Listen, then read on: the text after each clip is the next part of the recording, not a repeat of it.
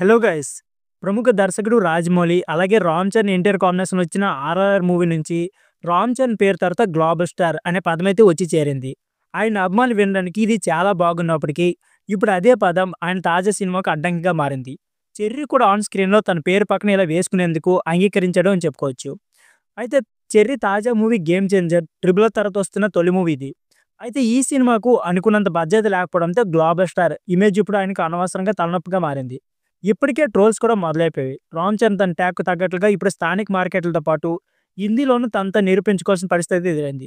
ఇకపోతే 'game changer' విడుదల విషయంలో కలిసొచ్చే విషయం కూడా ఒకటుంది. ఇకపోతే సంక్రాంతికి రిలీజ్ అవుతున్న ఈ సినిమాకు పోటీ ఇచ్చే బిగ్ స్టార్ సినిమాలు ఏమీ లేకపోవడం కొంతవరకు కలిసొచ్చిందని. ఈ నేపథ్యంలో నార్త్ అమెరికా నుంచి ఇండియా వరకు అడ్వాన్స్ బుకింగ్‌పై ఇప్పుడు చర్చయితే ప్రారంభమయ్యాయి.